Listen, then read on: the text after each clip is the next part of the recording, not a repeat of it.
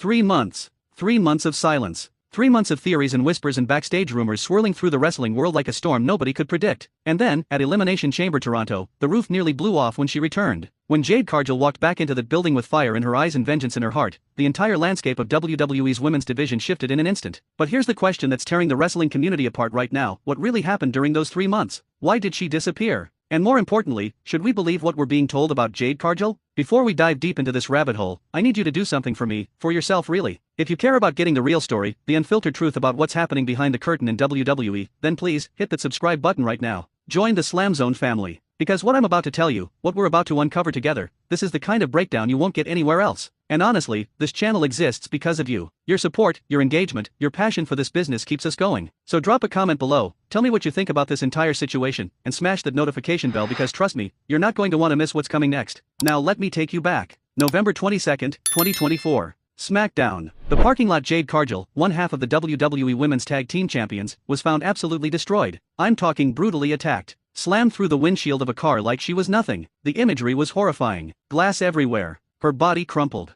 Bianca Belair standing there in complete shock, screaming for help. And just like that, Jade was gone. Written off television. Pulled from the Women's United States Championship Tournament. Removed from the War Games match at Survivor Series. The company announced she had suffered deep lumbar paraspinal muscle contusions, a bruised kidney, a sprained MCL, a tibial plateau bone bruise, and facial lacerations. I mean, that list of injuries reads like someone who just survived a car crash. You hear those words and you think, okay, she's out for months, maybe longer. We might not see her until WrestleMania season at the earliest. But here's where things get murky. Here's where the story starts to fall apart if you look close enough. Because within days of that attack, the wrestling media started reporting completely contradictory information. Fightful Select came out and said that Jade was written off TV due to a legitimate injury. They stated she was on WWE's internal injured list. That seemed to line up with everything we saw on television, right? The brutal attack, the laundry list of injuries, the months-long absence. It all made sense. But then PW Insider dropped a bombshell. Mike Johnson, a respected journalist in this industry, reported that multiple WWE sources told him the injury claims were 100% incorrect. 100%. He flat out said Jade Cargill was not legitimately injured. And then he followed up 2 weeks later with more details, reporting that Cargill had been working on outside projects during her time off TV and that she was vacationing in Nassau, the Bahamas. Now you're sitting there thinking, wait, what? How can both of these things be true? How can she be severely injured and taking a vacation in the Bahamas? It doesn't add up. And that's exactly the point. Nothing about this situation adds up when you start pulling at the threads. Wrestling journalist Dave Meltzer weighed in and said that multiple people within WWE were being told different things, different stories, different explanations. And that right there should tell you everything you need to know. When a company starts giving different versions of the truth to different people, something deeper is going on. Something they don't want us to see. So what's the real reason Jade Cargill disappeared for 3 months? Well, that's where this story gets really interesting. That's where we need to go backstage, behind the curtain, into the locker room where the real drama was unfolding. Because it turns out, Jade's absence might have had nothing to do with a car windshield or a mystery attacker or any physical injury at all. According to multiple reports that surfaced after her return, Jade Cargill had serious backstage heat. I'm talking legitimate tension with other women on the roster. And it wasn't just minor stuff. This was the kind of heat that nearly escalated into a physical fight. Dave Meltzer reported in the Wrestling Observer newsletter that before her injury angle, Jade had a confrontation with Shayna Baszler. Multiple sources confirmed this. The report stated that Jade had rubbed enough people in the Raw Women's division the wrong way that Baszler was prepared to fight her. Let me repeat that. Shayna Baszler, one of the toughest, most legitimate fighters in that locker room, was ready to throw hands with Jade Cargill before management stepped in and de-escalated the situation. Now think about what has to happen for things to get that serious. Think about how bad the tension must have been for someone like Shayna, a former MMA fighter who doesn't play games, to be willing to cross that line. The confrontation reportedly happened during the time when Jade and Bianca Belair were feuding with Baszler and Zoe Stark. Sources indicated that there were problems in the ring during their matches. Botched spots. Miscommunications. Things that happen in wrestling sometimes, sure, but here's the key detail: the word backstage was that Jade would shift blame onto her opponents rather than take responsibility. She'd point fingers instead of owning her mistakes. And in a locker room full of professionals who've been doing this for years, that's not going to fly. That's how you make enemies fast. One female star even indicated that tensions were particularly high within the SmackDown women's division, not just Raw. This was spreading across brands. And then there's the deleted tweet. Oh man, this deleted tweet tells you everything about the mindset. After her return at Elimination Chamber, fans dug up an old post that Jade had deleted. In it, she seemingly took shots at Shayna Baszler and Zoe Stark, writing, "I'm sorry that no one came to see you too. I clapped inside though. I was hoping that would help you. You little pick-me." Now, whether you think that's funny or disrespectful, it shows you the attitude. It shows you the tension that was bubbling beneath the surface. That's not the kind of message you send to coworkers you respect. That's the kind of message you send when there's real animosity. So let me paint you the picture of what likely happened here.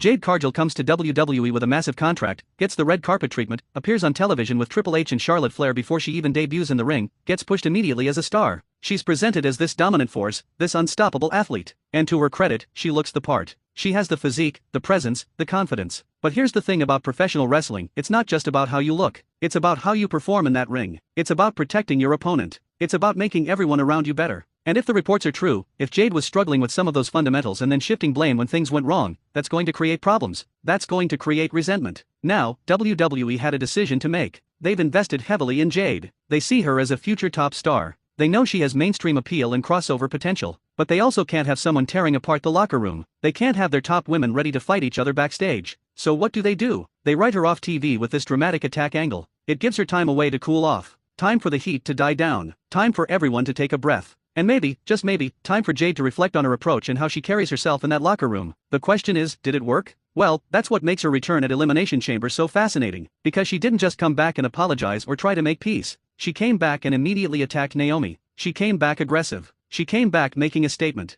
And the storyline they're telling on TV now is that Naomi was actually the one who attacked Jade in the parking lot back in November. Plot twist. Naomi orchestrated the whole thing. So now we have this feud building between Jade and Naomi, potentially heading toward WrestleMania. And you have to wonder, is this feud an extension of real tension? Is this WWE's way of channeling backstage drama into a profitable storyline? Because here's something else that's interesting. Rikishi, Naomi's family, came out publicly supporting Naomi and warning Jade to stay away from her. He posted on Instagram with a message to Naomi saying, "Always I got you," and emphasized that Naomi is family with full support. And Jade fired back on Twitter, not holding anything back, saying she doesn't give a damn what Rikishi thinks and that Naomi was dead wrong and is going to get everything coming to her. This is real emotion spilling out. Real tension that you can feel even through social media posts. Now, let me tell you what I think is really happening here. I think Jade Cargill is incredibly talented. I think she has all the tools to be a massive star in WWE. But I also think she came into the company with a certain level of confidence, maybe even arrogance, that rubbed people the wrong way. She was the centerpiece of AEW's women's division before she came over. She had a lengthy undefeated streak. She was used to being the woman wherever she went. But WWE is different. WWE has a locker room full of women who've paid their dues, who've been in the trenches, who've worked their way up. And if you come in acting like you're above everyone else, or if you can't take responsibility when things go wrong, you're going to face resistance. The 3-month absence wasn't just about an injury or a vacation. It was about hitting the reset button. It was about giving Jade time away from the pressure cooker environment of weekly television. And it was about sending a message to the locker room that management is paying attention, that they're not going to let one person derail the entire division. But here's the gamble WWE is taking. They're betting that Jade learned from this experience. They're betting that she comes back with a different attitude, a willingness to work with others, a commitment to being part of the team rather than above it. And honestly, we're going to find out real soon if that bet pays off. Because right now, all eyes are on Jade Cargill. The wrestling world is watching to see how she handles this return. Will she continue to have issues with other women backstage? Will there be more confrontations? Will the heat resurface? Or will she prove that she can be not just a star, but a leader, someone who elevates everyone around her? That's the test she's facing right now. That's what this is really about. Hey, real quick before we get to the conclusion of this story, if you're loving this deep dive into what's really going on in WWE, do me a huge favor. Hit that like button. It helps this video reach more wrestling fans who want the truth, who want the real stories behind the headlines. Subscribe to SLAMZONE if you haven't already. We're building something special here, a community of fans who care about this business, who want more than just surface-level coverage. And drop a comment below telling me what you think. Do you believe the injury story?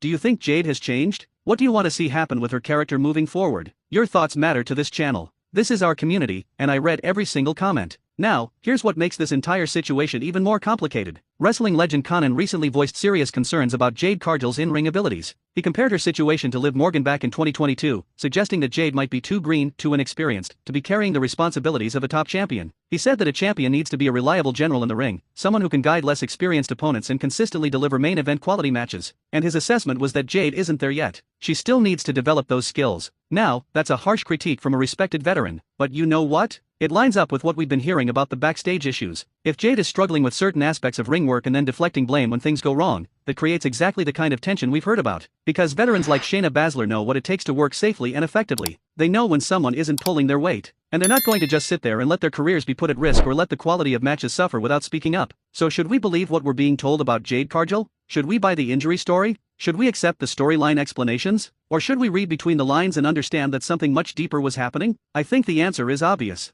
The injury might have been a convenient excuse, but the real story was about backstage dynamics, about learning to navigate a complex locker room, about earning respect from your peers. And that's actually a more interesting story than any attack angle could ever be. Because it's real. It's human. It's about someone with immense potential who hit a roadblock and had to figure out how to overcome it. The question now is what comes next. Jade is back on television. She's involved in a high-profile feud. WrestleMania season is approaching. WWE is clearly still invested in her. But the locker room is watching. The other women are watching. And the fans who know the real story, who've been paying attention to all these reports and details, we're watching too. We're watching to see if Jade Cargill can live up to the hype. We're watching to see if she can not just be a star, but be someone who makes everyone around her better. We're watching to see if the lessons from those 3 months away actually sank in. Because here's the thing about professional wrestling that people outside the business don't always understand: the locker room is everything. You can have all the talent in the world, all the looks, all the athletic ability, but if you can't get along with your coworkers, if you can't earn their respect, if you can't contribute to the team environment, you're going to struggle. The business will eat you alive. We've seen it happen before to people with less talent than Jade. We've seen careers derail because someone couldn't check their ego at the door. But we've also seen redemption stories. We've seen people learn from their mistakes and come back better. We've seen wrestlers who had issues early on mature into leaders and champions and Hall of Famers.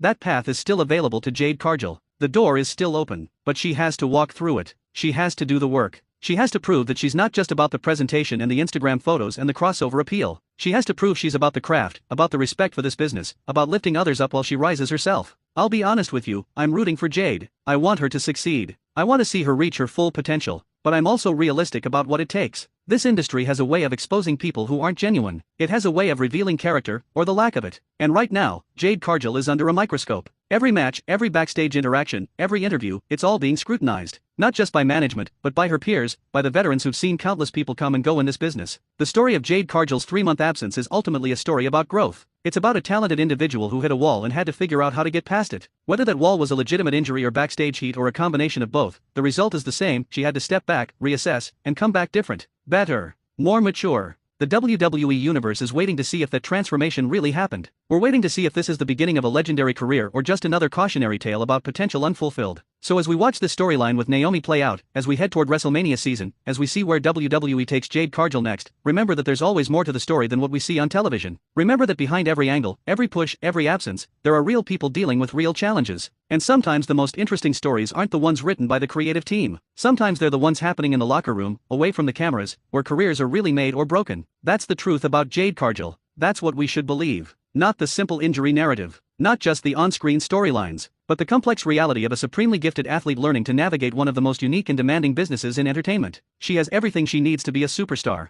The question is whether she has the humility, the work ethic, and the respect for the business to actually become one. Before I go, I need to ask you one more time if this breakdown opened your eyes to what's really happening in WWE. If you got value from this deep dive into the Jade Cargill situation, please hit the like button and subscribe to SLAMZONE. We're here every week bringing you the stories behind the stories, the truth that other channels won't tell you. Comment below with your thoughts on Jade. Do you think she's changed? Are you excited for her feud with Naomi? What do you want to see happen next? And share this video with your wrestling friends who need to know what really went down during those 3 months. Hit that notification bell so you never miss an upload. Because trust me, we've got more explosive content coming your way. This is SLAMZONE, where we keep it real, where we dig deeper, and where we never settle for the surface story. Thank you for being part of this family. Thank you for caring about this business as much as I do. Now get out there and let's keep this conversation going. I'll see you in the next one.